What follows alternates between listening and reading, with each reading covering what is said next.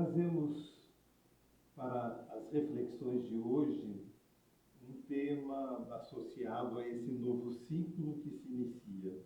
Intitula-se Reflexões de Ano Novo. E a cada ano que se inicia, renova-se no coração do homem, de todos nós, de muitos de nós, a esperança por dias melhores. Fazem-se planos, criam-se listas de desejos, de objetivos, na esperança, de que o ano que se inicia se caracterize, se materialize por profundas transformações na nossa vida. E quando nós pensamos, então, nesses movimentos de final de ano, dentro dessas nossas listas de desejos, o que normalmente nós costumamos pedir ou desejar? Vocês podem me ajudar. O que compõe as nossas listas de desejos? Algumas vezes, podem me ajudar, por favor, Nós pedimos saúde, Em especial, se vivenciamos dentro do nosso meio familiar, dos nossos meios de relacionamento, algum amigo, algum parente, algum ente querido, que experiencia uma dificuldade, promovido por uma enfermidade. O que mais que a gente deseja? O que mais que passa pela nossa mente, pela nossa cabeça nesse final de ano? Paz. Desejamos paz. Talvez a palavra paz e a palavra saúde, elas estejam, não só nas nossas listas de desejos, mas em especial naquelas mensagens que trocamos com os nossos familiares também, com os nossos amigos, Quando nós desejamos paz, quando nós desejamos saúde, de novo neste movimento de que não somente nós, mas como a sociedade, como a humanidade como um todo, possa encontrar essa tão almejada, tão desejada paz. O que mais que nós vamos colocar lá na nossa lista de desejos? Amor, Que nós possamos ter no ano que se inicia, então, mais amor, Mais amor nas relações, mais amor nos contextos em que estamos inseridos. E mais? Está faltando alguns itens que eu acho que... Prosperidade, também está lá na nossa lista de desejo. Todos nós desejamos prosperar, todos nós desejamos melhorar, sair de uma condição que nos remeta a esse processo de desenvolvimento, esse processo evolutivo. Mas eu vou fazer algumas outras provocações aqui, eu vou trazer outros aspectos, tá? As nossas listas de desejo, às vezes, elas têm lá alguma menção de que nós queremos um emprego, porque talvez estejamos desempregados. Não é verdade? Às vezes, nós podemos colocar lá de que eu quero o emprego do meu filho, da minha filha, do meu marido, da minha esposa, alguém muito próximo a nós, porque sabemos da necessidade, da importância do emprego. Às vezes, podemos ter na nossa lista um emprego novo, um emprego diferente, porque estamos por aqui com o emprego atual, porque está difícil conviver, suportar aquele chefe ou aquele colega de trabalho, aquele que surge no nosso caminho parece que só para nos tirar do sério, para nos provocar. Talvez as nossas listas de desejos também possam contemplar que nós queiramos uma casa nova. Ou, quem sabe, a primeira casa. Se não moramos de aluguel, estamos desejosos por conquistar este sonho da casa nova ou da primeira casa. Dentro desse contexto que, de novo, extremamente importante, que nos impulsiona, que nos leva à prosperidade, de nós desejarmos algo melhor nas nossas vidas. E não há problema algum em termos esse tipo de desejo, em buscarmos uma melhora de vida, buscarmos um local melhor para vivermos, né?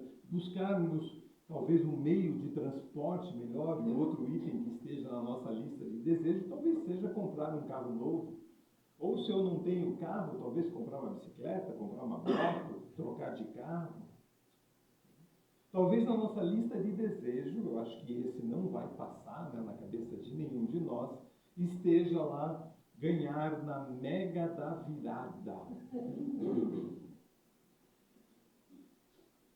Quantos de nós almejamos, por alguns instantes que sejam, ganhar na loteria? Olhar para a nossa conta bancária e ver aquele, né, montante de recursos. E algumas vezes nós até verbalizamos assim, e por favor, com profunda sinceridade. Puxa, eu queria tanto ganhar na loteria para poder ajudar os outros. Como se o ajudar aos outros, ou falar isso, né, pudesse modificar o sentimento que, na grande maioria das vezes, está dentro de nós, que nós queremos ganhar. Tudo bem, o ajudar o outro pode ser uma consequência. O que mais que a gente pode ter nas nossas listas de desejos? Quando somos muito jovens, ou talvez não tão jovens assim, a gente possa desejar encontrar, né, o nosso amor daí em outro contexto, né?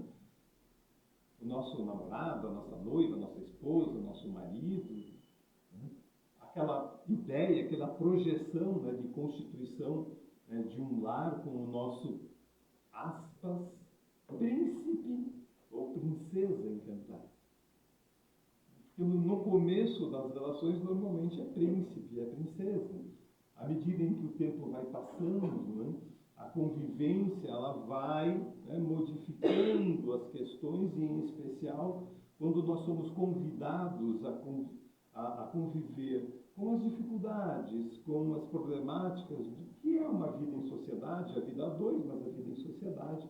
Normalmente nós passamos a ter alguns problemas, algumas dificuldades, e algumas vezes o que é mais importante em qualquer relação, em especial essas relações, né, que envolvem o matrimônio, é a construção contínua do relacionamento. É a renovação contínua do relacionamento. É essa busca de não, agora que eu já casei, que eu já encontrei, eu já não preciso mais, né, me preparar, me arrumar para receber o marido ou a esposa, fazer uma surpresa, mandar uma cartinha, uma flor. E aí nós entramos naquela questão do dia a dia, de que a vida é apressada, de que eu não tenho tempo, e vamos deixando de lado isso. E vejam que interessante, de que algumas vezes dentro desses nossos relacionamentos, e hoje, né, em especial, vivemos um momento em que a própria construção dos relacionamentos, eles estão pautados muito mais por aspectos, né, ilusórios do que reais, e é muito fácil nós modificarmos, né, ou nós trocarmos de companheiro, de companheira. E algumas vezes nós passamos 10, 15, 20 anos dentro de um relacionamento. Quando este relacionamento termina, né, alguns de nós, ou os dois parceiros, começam a fazer movimentos se modificando. Aí passam a praticar uma atividade física, mudam o corte do cabelo, né? De repente organizam uma casa diferente, eu não quero mais assim, quero assim, porque eu quero algo novo. Por que não fazer isso enquanto ainda está com, né, o cônjuge atual? Por que a gente vai deixando, né, para depois alguns movimentos que são renovadores e que são extremamente importantes no fortalecimento das relações?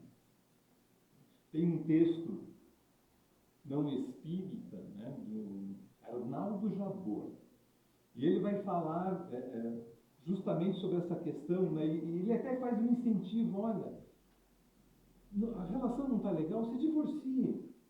Se divorcie quantas vezes forem necessários, porém, case-se de novo com a mesma pessoa. Porque esse movimento do casar de novo com a mesma pessoa, dentro desse contexto da renovação, pode trazer um estímulo, um combustível para a manutenção e o fortalecimento dos relacionamentos. Então, na nossa lista de desejos, nós podemos ter lá de que, eu quero encontrar o meu marido, a minha esposa, o meu companheiro, muito lá. Assim como pode ter também, né, que eu quero me livrar, né, do traste do meu marido, ou quero, né, passar para frente da minha esposa. Às vezes são sentimentos que permeiam as nossas mentes, né, dependendo dos contextos em que nós estamos vivendo. Mais alguma lembrança aí do que poderia ter na nossa lista de desejos? Então vamos também refletir. Oi? Esperança, fé. Esperança, fé, né? Esperança, de novo, nos dias melhores, né? Fé de que eu possa fortalecer, né, dentro desse contexto da fé, que eu possa fortalecer dentro de mim esta certeza. Lembrando da mensagem que nos foi lida, né, na abertura desse trabalho, eu vou falar um pouco disso, né? Um pouco de nós nos servirmos mais, ou nos colocarmos mais a serviço do bem do que a serviço de tantas outras coisas, como a página nos falava, de que algumas vezes nós buscamos, né, uma melhoria ou queremos alcançar algum objetivo, aqui do ponto de vista material, e empreendemos muitas forças produzindo, na fala de Emmanuel, não com essas palavras, depois vocês podem dar uma olhadinha lá, mas ele vai nos dizer, né, produzindo enfermidades, né, algumas daquelas dificuldades que nós temos, algumas vezes, né, essa nossa não prosperidade, mas ganância, podem produzir tantos males ao nosso caminhar. E aí ele vai fazer essa proposta, essa sugestão de nós servirmos ao Cristo. Mas eu queria voltar sobre esse servirmos ao Cristo mais no final da nossa conversa, só para a gente refletir, né, sobre o que significa servir ao Cristo. Fica aí já uma pequena reflexão para depois a gente pensar juntos, né?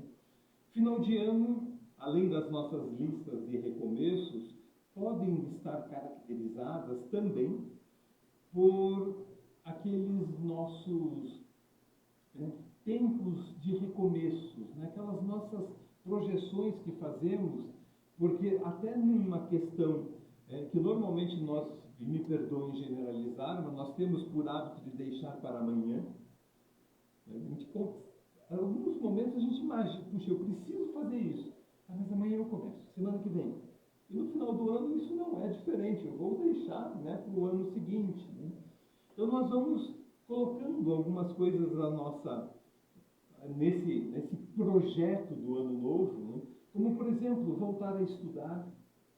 Que, puxa, eu, né, preciso, né, fazer um novo curso na formação acadêmica, até para melhorar talvez a minha condição material, né, ou minha condição financeira.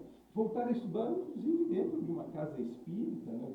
Vários grupos já voltaram, tem um que volta mais para frente, né? Mas vou projetando, né, que de repente eu preciso disso.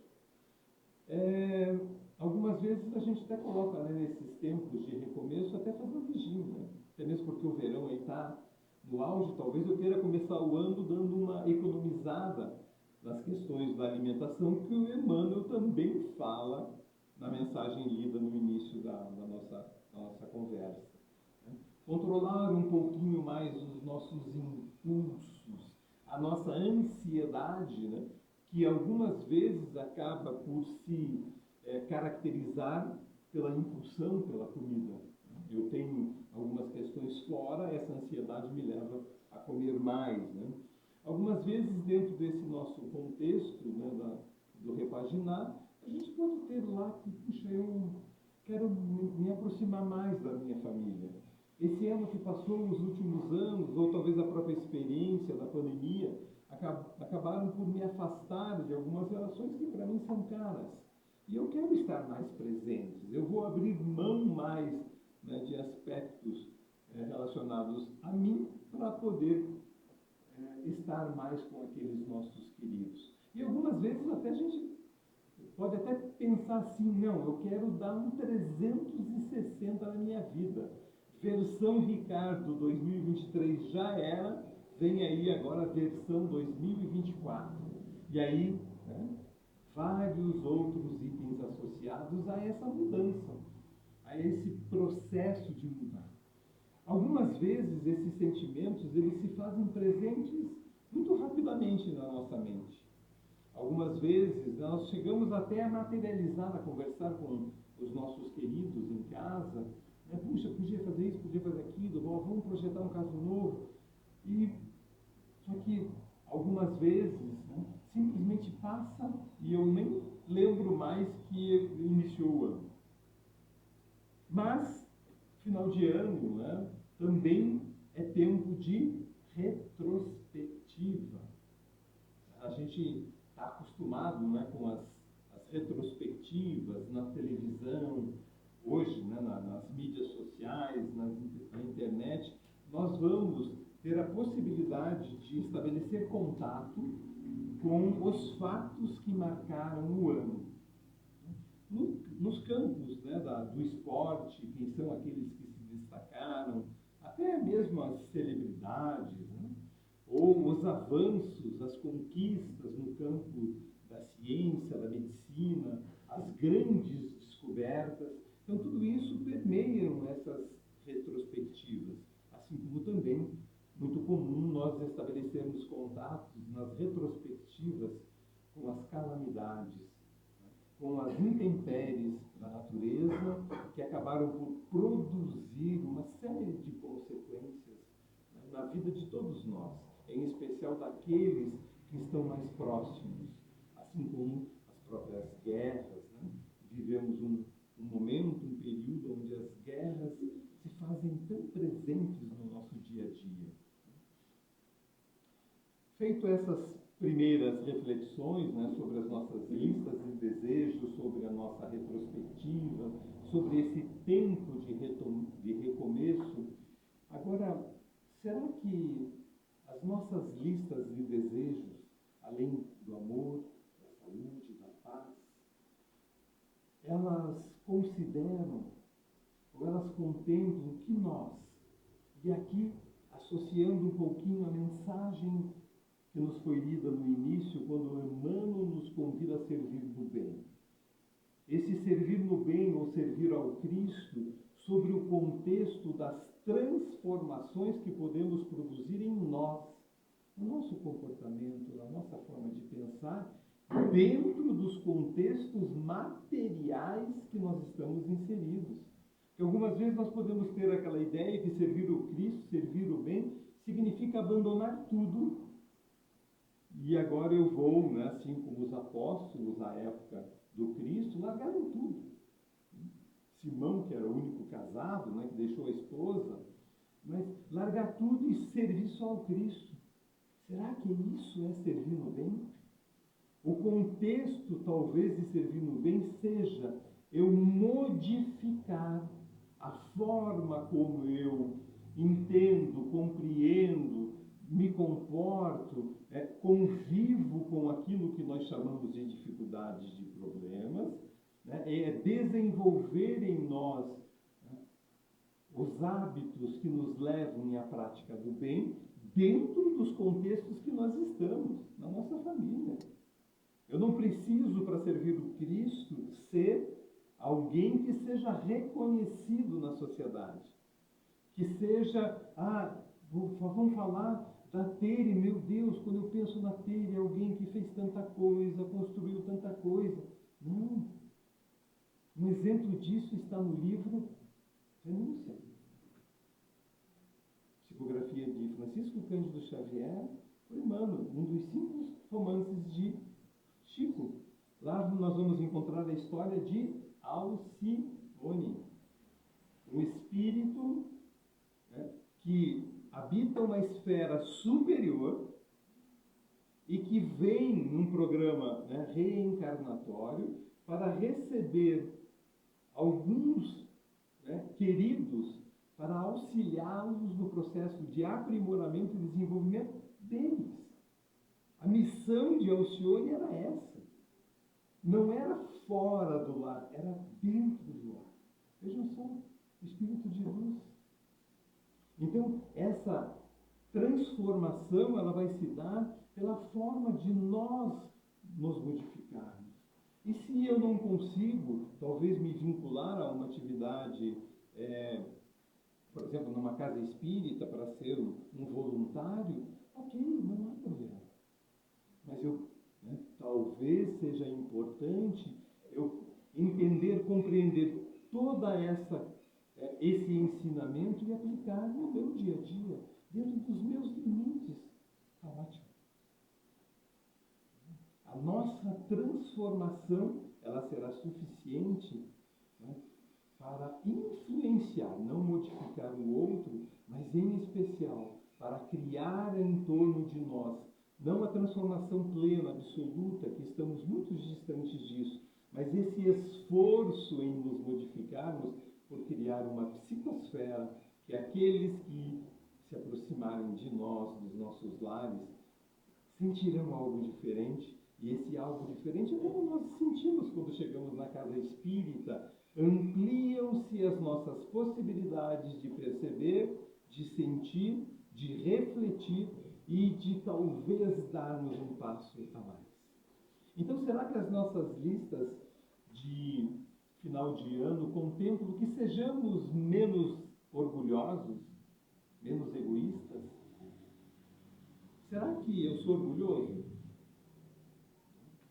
Se eu me reconheço orgulhoso, é importante de que eu consiga identificar. Eu sou orgulhoso, porque tem alguns chavões que nós temos, principalmente nós espíritas. Eu sou muito orgulhoso, eu sou muito egoísta, sou muito imperfeito. Né? Mas onde eu sou orgulhoso? Será que se eu olhar para trás, analisar minha última semana, eu consigo identificar um comportamento orgulhoso?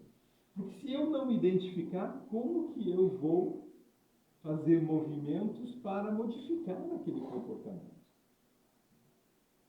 E mesmo que eu identifique, ok, eu vou conviver com isso durante mais 2, 3 anos, eu não consigo ainda modificar 100% do meu comportamento. E o objetivo, de novo, não é que a gente vire a chave e que eu deixe de ser orgulhoso da noite para o dia. Isso é impossível. No mundo em que nós habitamos, de expiações e provas, considerando o estágio evolutivo que nós estamos, impossível. Agora, possível é nós fazermos esforços para que eu modifique determinados comportamentos, pensamentos. E a questão do orgulho passa por aí. Puxa vida. Naquele dia, quando fulano me disse algo, eu agi, utilizando o conhecimento que eu tenho, a experiência que eu tenho, a forma que eu falei, foi uma forma onde o orgulho estava presente, porque eu não permiti ao outro a possibilidade dele pensar diferente. E às vezes, o nosso conhecimento, ele pode reprimir o outro. Quem de nós não tem contra, algumas vezes dentro das relações, você está conversando com alguém que tem um conhecimento maior do que a gente, em qualquer campo, seja na questão material, acadêmica, ou seja na questão religiosa, e daí fulano fala isso, não sente nem a vontade de falar, porque com receio, com medo. Ou o outro está falando assim, mas você não pode fazer isso. Eu sei. Olha, às vezes a nossa prepotência, me perdoem a palavra, a nossa arrogância, eu sei. E talvez eu realmente não saiba. Mas talvez eu tenha que aprender de que o outro não está em condições de saber como eu sei. De que o outro não está em condições de compreender e entender como eu entendo e compreendo. E aí talvez, no tempo dele, haverá mudança. E o meu papel na condição daquele que sei mais, seja o de acolher, compreender, como nos diz a benfeitora Joana de Ângeles, de que compreender é diferente de concordar. Não preciso concordar, mas eu compreendo, eu entendo. Então, será que as nossas listas contemplam esses desejos de modificação para servirmos ao bem, como nos diz Emmanuel, pacientes, né? Mais tolerantes, mais caridosos. Tantas dessas virtudes, né, que são tão comuns dentro do meio religioso, não só espírita, mas em qualquer denominação religiosa, nós vamos encontrar esses desejos, né, esses convites, esses incentivos aos desenvolvimentos das virtudes. Porém, dentro do contexto espírita, nós temos a possibilidade de refletir sobre outras óticas, né? Sobre outro óculos, sobre uma outra lente. O problema não some, não desaparece. O traste do meu marido, aquela pessoazinha que está lá na minha vida, para me incomodar. Estou falando do marido porque eu sou homem, né? Então eu vou me referenciar a mim, né? Aquela pessoinha que está ali, opa, à luz do Espiritismo, eu tenho a possibilidade de contextualizar e de entender de que o papel dele é outro.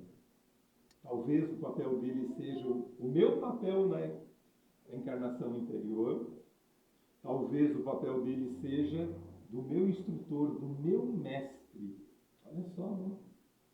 Como essa doutrina é rica, é linda, porque ela nos possibilita olhar no algoz alguém que vem para nos fazer crescer, para nos fazer, né, essa busca constante pelo melhoramento interior, e não alguém para me tirar do sério.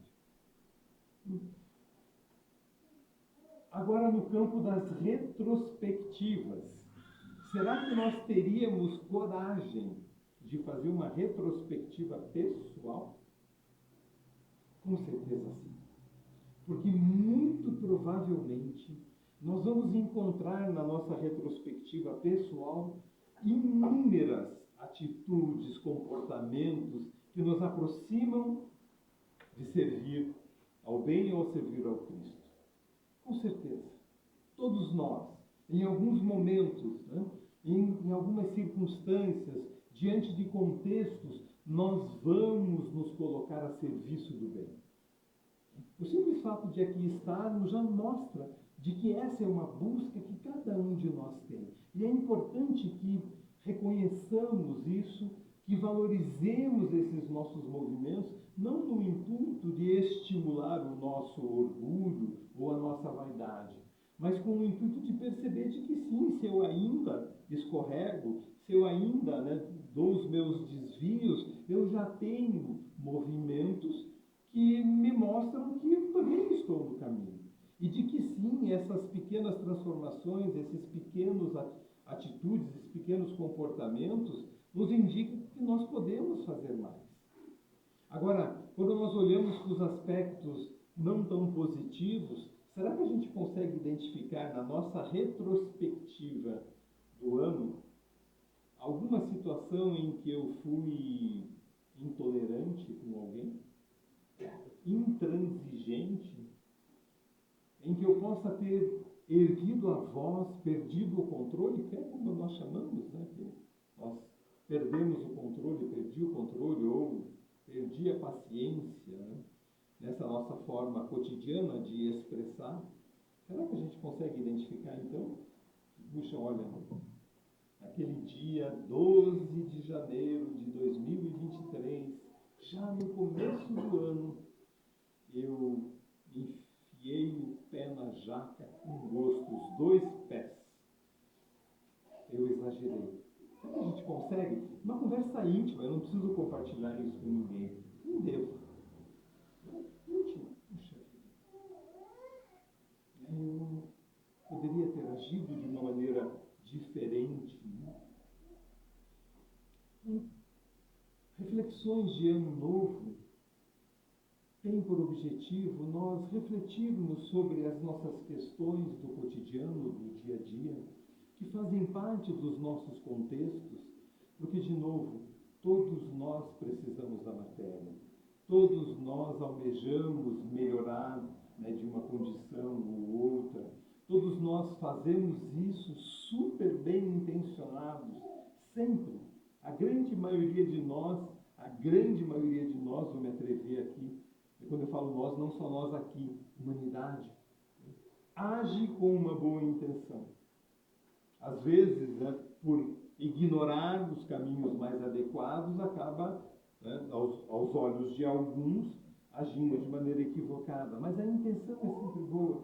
Então nós fazemos esses movimentos, nós buscamos essas melhoras e elas são necessárias no campo material.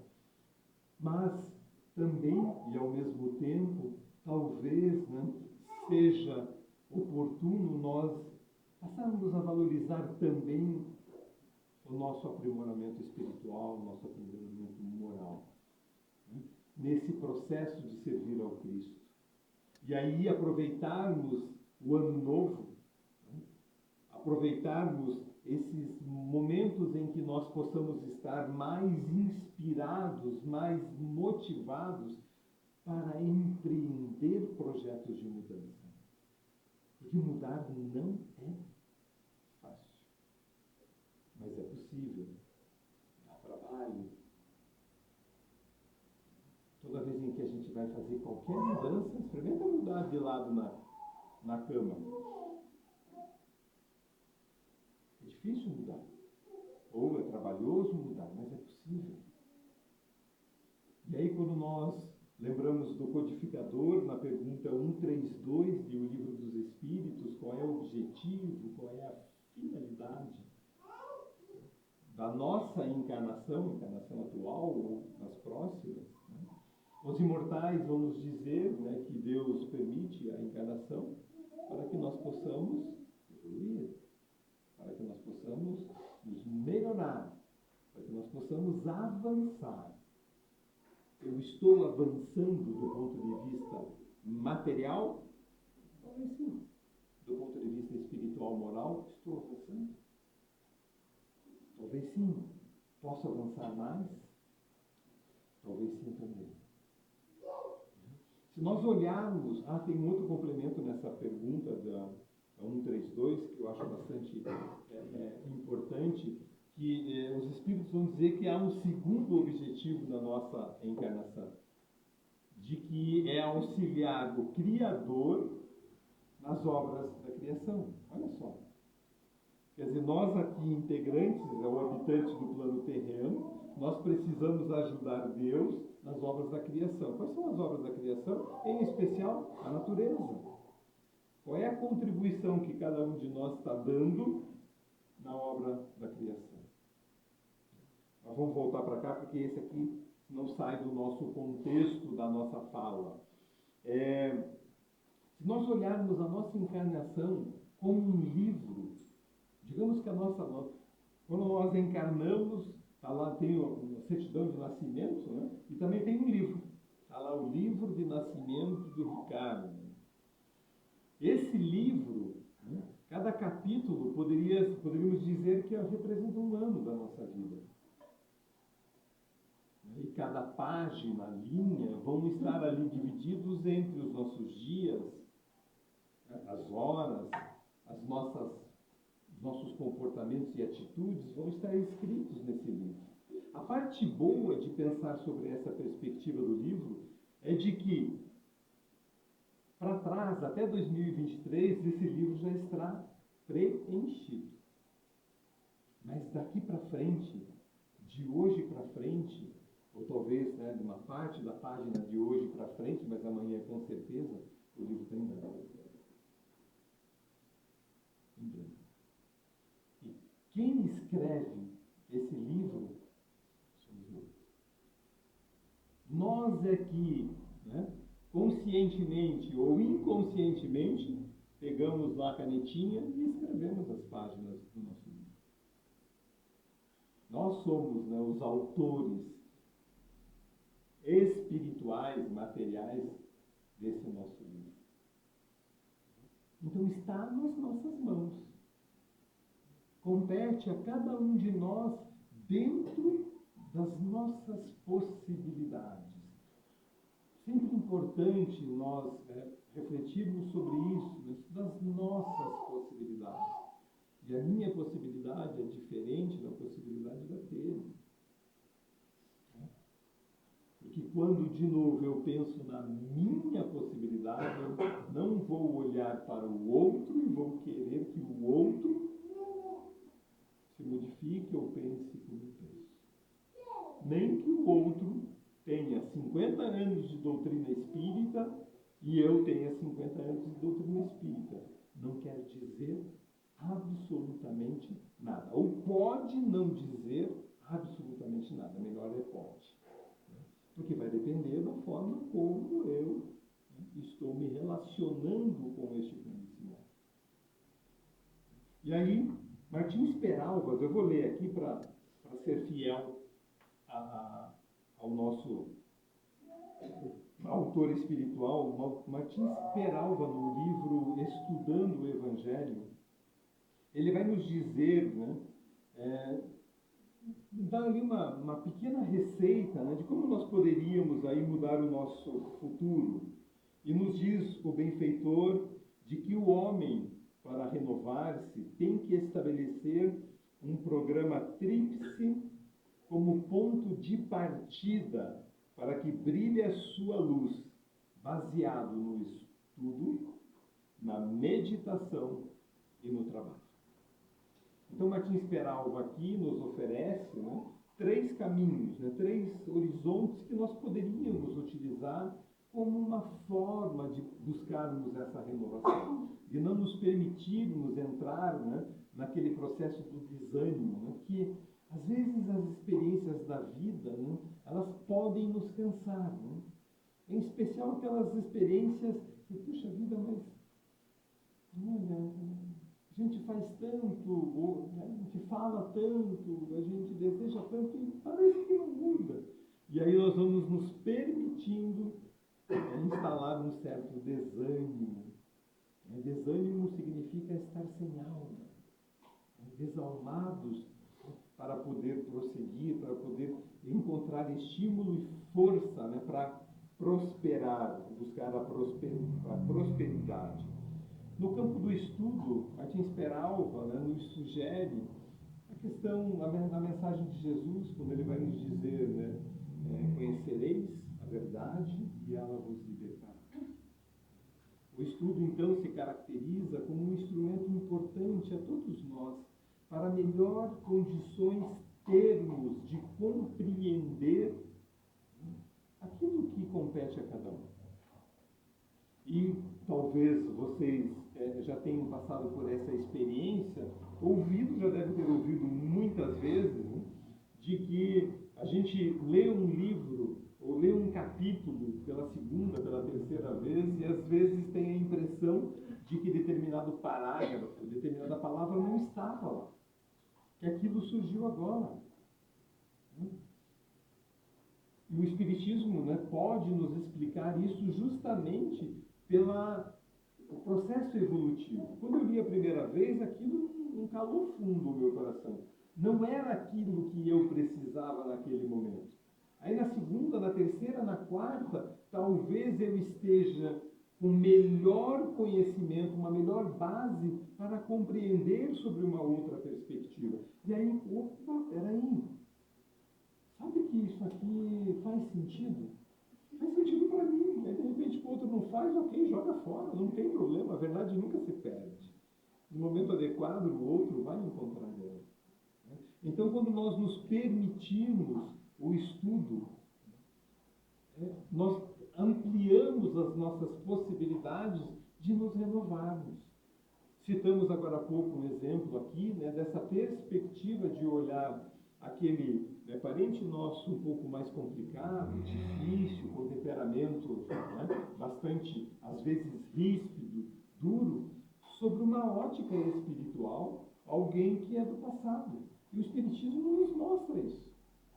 Ele oferece uma infinidade de conhecimento, de literatura, de exemplos, inclusive no Céu e Inferno, nas comunicações que nós vamos ter na segunda parte, ali de espíritos, sofredores ou não, a gente vai encontrar ali inúmeros relatos que podem ser importantes, que toquem o nosso coração. Puxa, sabe o que eu vou tentar olhar para esse meu parente difícil sobre uma outra ótica. Eu vou tentar.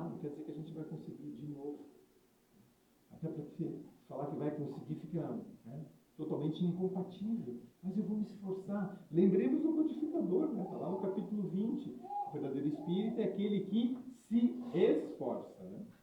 Não que se modifica, não que já está liberto, não que ama na plenitude, não que perdoa, ou nem perdoa, porque não se ofende. Não, o verdadeiro espírito é aquele que reconhece as suas dificuldades, as suas imperfeições e busca incessantemente um movimento para tentar modificar aquilo. Não quero mais, quero me libertar. Então, o contexto do estudo passa, né, por esse olhar, né, para que a gente busque, quando, né, uma leitura que fazemos, a leitura de hoje, né, ela poderia servir para nós, para alguns de nós, como a leitura do mês, ou a leitura da semana. Eu vou reler todos os dias e eu vou tentar associar cada parágrafo, cada frase ao que aconteceu comigo, na semana passada, ao que pode acontecer na semana, no dia em que está se iniciando, para que eu me fortaleça. Então eu vou ampliando as possibilidades do estudo. E algumas vezes nós temos essa ânsia, né, por ler, né? Eu tenho que ler quantos livros você já leu. Puxa, a gente podia esquecer todas essas literaturas e ler um livro só, né? Pega lá o Evangelho segundo o Espiritismo da vida inteira. Se concentra e cai de corpo e alma nele. A gente lê um monte e aí o conhecimento, ele até a gente lembra vagamente, né? Mas como nos diz a pedagogia moderna, e também como nos diz o codificador, Kardec, não existe aprendizagem sem mudança de comportamento. Eu só aprendo mesmo quando eu me modifico. Sobre a perspectiva da meditação, é de nós pararmos um pouquinho, né? A vida é uma correria. Normalmente nós dizemos que não temos tempo para nada. E o quão difícil é, né, parar e procurar fazer silêncio interior. A meditação, claro, ela poderia ter outras vertentes. Vamos limitar simplesmente no fazer silêncio, em de nós tirarmos ali, se possível, né, 2, 3 minutinhos por dia. Se não for possível por dia, por semana, por mês, não importa, nem que seja por ano, o importante é o movimento.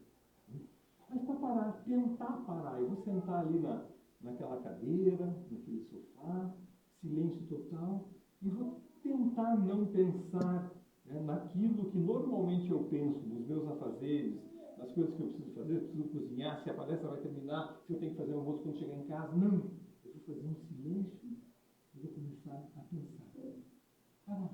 E aí depois, paulatinamente, eu vou inserindo nessas minhas meditações algumas reflexões, né, sobre mim mesmo, sobre o meu comportamento. Eu vou ampliando um pouquinho mais, estabelecendo contato com o meu mentor. Todos nós temos um mentor, o nosso anjo da guarda. Quantos de nós conversamos com o mentor? Assim, olha, cara, daí, ontem você me deixou na mão, né? Vê se não me larga hoje. Eu tenho uma reunião difícil para fazer. Conversar. Meu mentor tem nome, né? Eu gosto de dar nome, que é mais fácil de você conversar com alguém que tem nome. Ô, mentor, não, dá um nome para ele, João, Chico, Maria, não importa. E daí? Estou precisando de você. Vem cá, me ajuda. Tudo bem, a gente sabe que nós precisamos fazer a nossa parte, mas esse hábito de conversar com ele vai nos auxiliar no processo de meditação. Recordemos que Jesus se isolava ao deserto. Jesus também tinha esse período onde ele necessitava de um tempo para ele e para se reabastecer. E por fim, a sugestão de Martins Peralva é o trabalho. E ele vai apresentar o trabalho sobre 3 vertentes, né? O trabalho material, que é o trabalho que todos nós, né, precisamos, necessitamos, né, para a manutenção e a nossa sustentação no plano terreno. Ele vai falar do trabalho espiritual. Como que nós trabalhamos espiritualmente? Como será que é trabalhar espiritualmente? muito provavelmente, né, muitos de vocês tenham uma resposta. Talvez essa resposta seja diferente da forma que eu pense. E muito provavelmente as duas formas de pensar, a de vocês e a minha, se modifiquem ali na frente. Mas talvez trabalhar espiritualmente, se eu não consigo estar presente, por exemplo, numa atividade de voluntariado, onde eu ceda as minhas mãos, eu cedo os meus braços, né, para um abraço, eu cedo os meus ouvidos, ou até mesmo a minha boca, né, para que eu possa compartilhar uma palavra de esperança, de estímulo. A gente pode trabalhar espiritualmente, por exemplo, indo ao nosso trabalho, e quando nós passamos na frente de um hospital, eu mentalizar os médicos, as enfermeiras, os pacientes que ali estão, nas suas mais diversas, né, dificuldades, enfermidades. Eu, quando passo por um cemitério e vejo alguém sendo velado, ou mesmo que não tenha, eu posso espiritualmente, naquele instante ali no carro, no ônibus, andando a pé, fazer um exercício, né, na prece, puxa, que os bondosos amigos, que Deus possa acolher a todos os que estão aqui. Quando eu passo pela rua e vejo alguém deitado no chão, não importa se embriagado, não importa se drogado, não importa. E se eu ainda não me sinto à vontade de sentar ao lado para conversar, de pensar positivo, dizer assim, puxa, Pai, ajuda, ele não sabe o que faz. Então, o trabalho espiritual se dá alguns pequenos exemplos, né, que poderiam estar dentro do nosso lar, dentro das nossas relações, aonde nós usaríamos esse recurso tão poderoso da prece para servir, para nos colocarmos aquilo que nós temos de melhor em prol do outro. Algumas vezes, dentro desse nosso corre-corre, ou de não percebermos as questões espirituais, nós nos permitimos entrar, né, num discurso, ou às vezes num processo de julgamento, né? Quando nós vemos A, B ou C numa condição deplorável na rua, e aí passa na nossa cabeça também, por que deve? Inverter, trocar. Nós somos responsáveis por nós. Não somos responsáveis pelos outros. O que os outros fazem é problema dos outros, mesmo dentro do nosso lar. Agora nós somos responsáveis por nós. E aí por nós, nesse movimento, eu posso sim mentalizar e orar em silêncio. E a última perspectiva do trabalho é o trabalho moral. E esse se nos apresenta como um grande desafio, né, que é nós abandonarmos velhos hábitos, né, e modificarmos a nossa forma, né, de agir, em especial dentro da sociedade. Quantas vezes... É a Siri querendo conversar com a gente aqui, né? Ela não encontrou um app, tá vendo? Vão apresentar o Espiritismo para a Siri, né? Talvez ela consiga encontrar algumas referências, né, desse nosso desenvolvimento moral, ou dessa associação que tem a moralidade, o aspecto da ética, né? Vivemos uma crise ética, vivemos uma crise moral no planeta como um todo.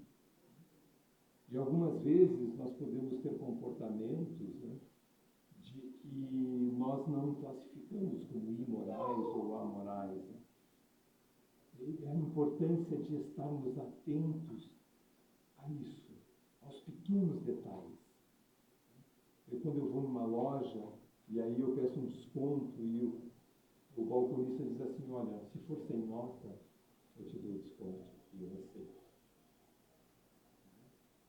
Eu estou promovendo, né, por um interesse, um comportamento que é antiético, imoral. Eu estou colaborando, né, com o processo de sonegação, de corrupção. Ou quando eu passo na rua e de repente vejo ali alguém vendendo um produto, né, e que eu sei que ele é um produto contrabandeado. A gente também sabe que aquela pessoa precisa viver.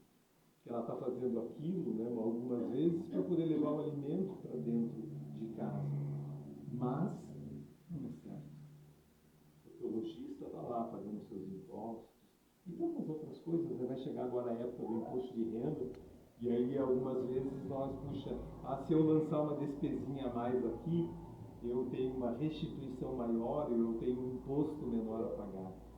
Esses aspectos que envolvem a moralidade do que é certo.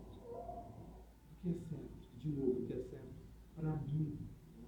É isso que Martins Peralva veio nos chamar a atenção nesse processo de renovação, ou nesses três caminhos, né? O estudo, a meditação e o trabalho.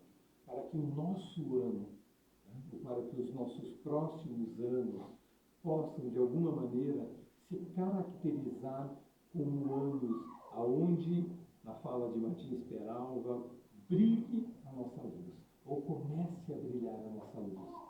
E para que, ao final deste ano, né, que iniciamos, nós possamos olhar para trás e dizer, puxa vida, eu ainda tenho uma série de questões que preciso trabalhar, que preciso modificar, mas eu consigo identificar avanços em relação ao ano anterior.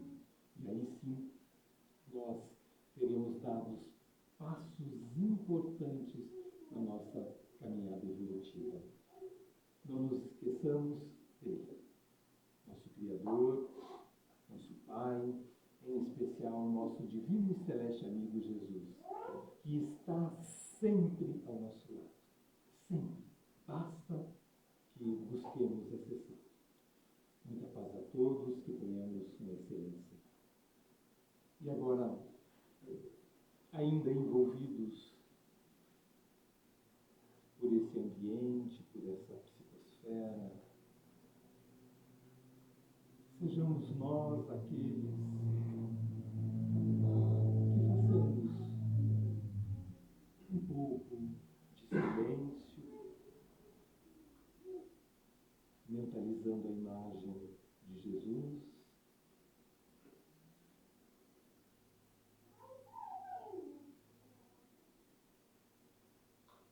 companheiro de todas as horas, a quem expressamos a nossa gratidão